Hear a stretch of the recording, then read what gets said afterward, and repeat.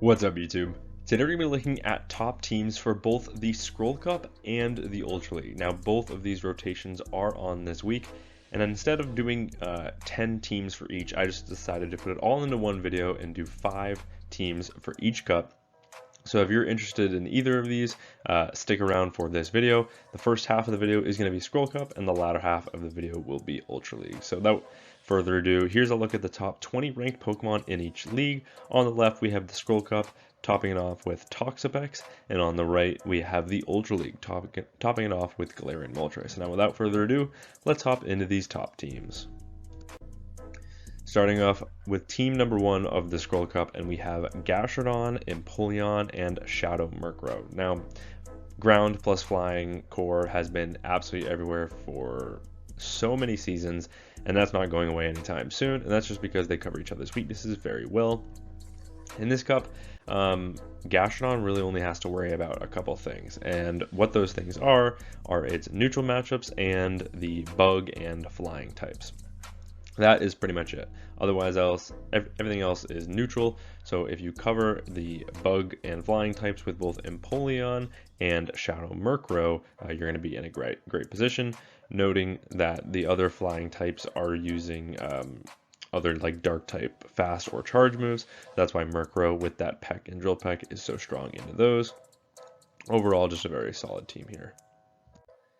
Next team we're going to take a look at is Toxapex, Chestnut, and Zweilous. This one's pretty straightforward. Toxapex, of course, weak to electric and ground. So you have 2 Pokemon that resist electric in the back. Chestnut also resists ground. Of course, Chestnut is kind of like an off-meta pick in this cup. However, it is ranked at 22, but it does core break a lot of teams just because of that grass fighting typing. Toxapex, #1 ranked Pokemon, incredibly strong. This team overall is pretty decently strong into Azumarill, which is like the only fairy type, barring one, which we'll kind of get into later on in this video. And that is why this team is very strong. You can be a ABA weak to fairy. This team is ABB, but that's not really going to matter. The next team we're going to look at is Lanturn, Araquanid, and Annihilape. You'll notice that Lanturn is actually on Spark. We've seen Water Gun Lanturn for some time now, but the reason Lanturn is on Spark in this meta is if you take a look at the top meta ranked Pokemon, you've got Toxapex, Mandibuzz, Araquanid, Azumarill, Galarian Moltres, Murkrow, Jellicent, Gyarados, Empoleon, Tentacruel, Lapras, Mantine, all of these Pokemon are weak to electric, so this meta was absolutely desperate for an electric type. And of course, Lanturn rose to the top because it is also half water, so it resists all of those water types, and it is incredibly bulky. Pairing that with Araquanid and Annihilape in the back. Of course, Lanturn only has 2 weaknesses in grass and ground, but it is also struggles against those dragon types, where it is completely walled. Araquanid as a bug actually shares no weaknesses with the Lanturn because it resists ground and it hits super effective against the grass with Bug Bite and Bug Buzz. And then Annihilape has that ice punch for the ground, the grass, and the dragons that you're weak to. So really like this team. Definitely 2 Pokemon in the back that cover Lanturn's weaknesses very well. You also have a double flying weakness in the back, but Lanturn can cover that. So if Araquanid baits it out or Annihilape baits it out, either one, you can punish with the Lanturn and the other should roam free. The next team we're going to take a look at is a little bit more spicy. We've got Pawmot, Brionne, and Mandibuzz. Now, Mandibuzz I'm not really going to talk about too much other than the fact that it pretty much covers Pawmot's weaknesses very well. Of course, Pawmot is weak to Psychic, it is weak to Ground. Of course, it is weak to Fairy, but there's not really too many Fairies in this meta, and the Fairies that there are, like Azumarill or Brionne, actually are weak to the Thundershock plus Wild Charge combination. That electric coverage is really strong. As you can see down the board, Pawmot is an absolute beast. I would opt, honestly, for double nuke, so running close combat over Brick Break on Pawmot, and that's just because I don't really see you baiting too much when you've got that wild charge. You're basically chipping and dipping or nuking and dipping, and that's just kind of what you're doing. And if you grab a shield and then you have a shield advantage, that's when Brionne comes into play, and Brionne is an absolute 2-shield beast. This thing runs Charm, Aqua Jet, and Disarming Voice. Its pacing is actually better this season because of the Charm rework, and Charm just hits almost all of the meta for either neutral or super effective damage. Of course, there are a few things that it's resisted on, like Empoleon and Toxapex, but that's why you have Pawmot, which can punish those. And then Manabuzz just as your neutral coverage for those Pawmot weaknesses. And the final team we're going to take a look at for the Scroll Cup is Pawniard, Kingdra, and Galarian Farfetch'd. This is also a pretty spicy team. Pawniard actually has an incredible win rate against this meta, which is why I wanted to take a look at it. It does have that Dark Steel typing, which is really unique for this meta. And can do pretty well, especially into those dark flyers that you're going to see a lot. And because it runs Fury Cutter and X-Scissor, it also does well into the other dark types in this meta, as well as the fairies. It's not terrible against, even though you are completely walled unless you run like Ironhead, it's still pretty decent because it's half steel. That said, you are going to be super weak to fighting because you have a double fighting weakness, which is why you're running Galarian Farfetch'd in the back, which is just a mono fighting type. However, I would actually run Brave Bird on Galarian Farfetch'd over the Brick Break. I don't really see Brick Break having too much play in this meta. That Brave Bird doesn't give it that extra nuke, that coverage that is really nice. And there's nothing really that resists the Brave Bird and the Leaf Blade, so I would just go with that. Kingdra, just a neutral safe swap, really dominant, rank 3 Pokemon, don't really need to explain that. Alright, now we're going to take a look at the Ultra League. So, Ultra League team number 1, we've got Kyurem, Jellicent, and Corviknight. Now, of course, Kyurem has kind of risen since that Dragon Breath rework because it can get to that Glaciate really, really quickly. Glaciate, of course, lowering the opponent's attack is just a slightly better Icy Wind, which is why this Pokemon is so strong. And then that Dragon Claw for nuke coverage. Of course, you got to cover its Steel weakness, its Fighting weakness, its Fairy weakness, so we've got Jellicent and Corviknight in the back to do both of those. Of course, you do have a double weakness to Electric in the back, but that is okay, because if you lower one out with the Jellicent, you can punish it with the Kyurem, as Kyurem does resist that Electric typing, and then the Corviknight can roam free. Both Jellicent and Corviknight can both function as safe swaps for this team. Everything is pretty neutral in the Ultra League. In fact, this entire team is fairly neutral.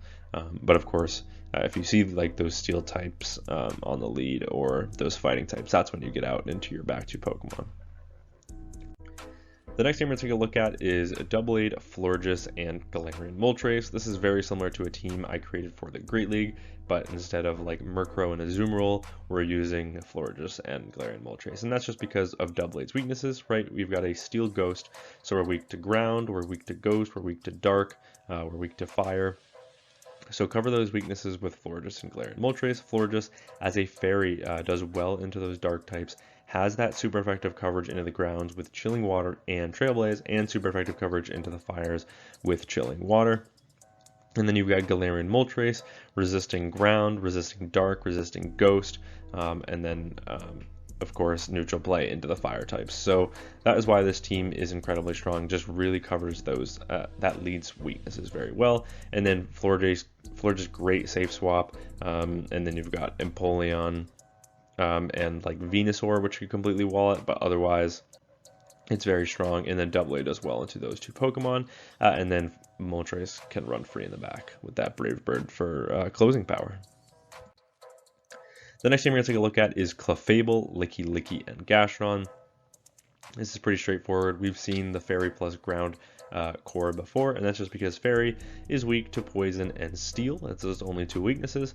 However, it can't hit fires for even neutral damage, which is why having a Mud Slapper like Gastron in the back pretty much covers all those weaknesses, hitting Poison, Steel, and those fires for super effective damage. If it's a flying version of one of those, that's when you have Licky, just a very neutral safe swap, has that rollout for super effective coverage into the Talonflames that could cause this team some issues, as well as neutral into the Corviknight, which could be a little bit of an issue as well.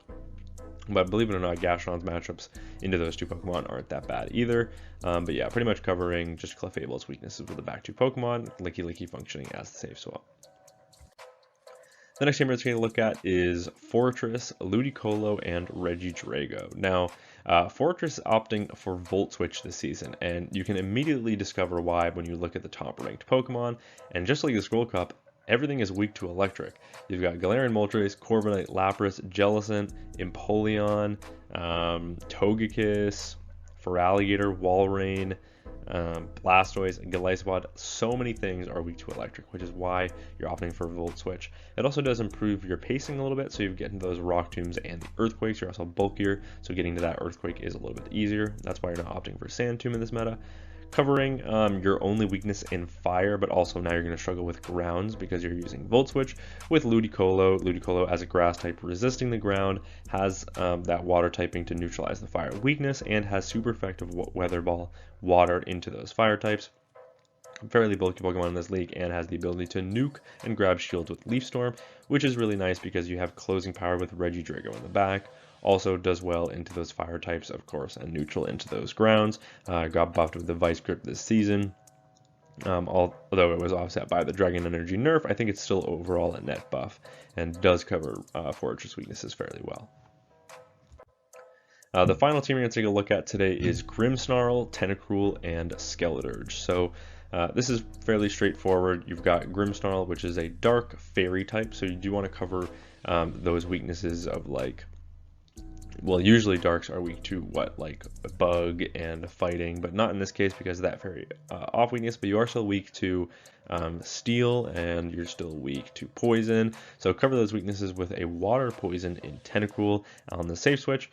Now running for Payback, and Payback did get buffed this season, as well as Foul Play on the Grimmsnarl, or it didn't get buffed, but Payback was added to Tentacruel's moveset, which does give it a little bit more flexibility as a safe swap. I would still recommend running Acid.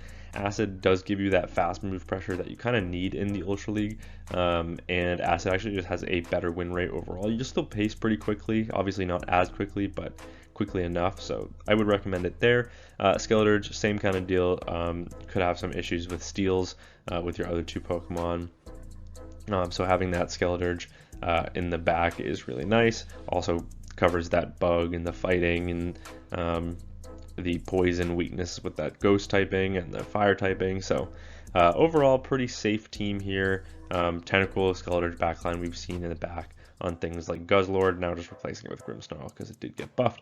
But yeah, that is 10 teams, both 5 for the Scroll Cup and 5 for the Ultra League.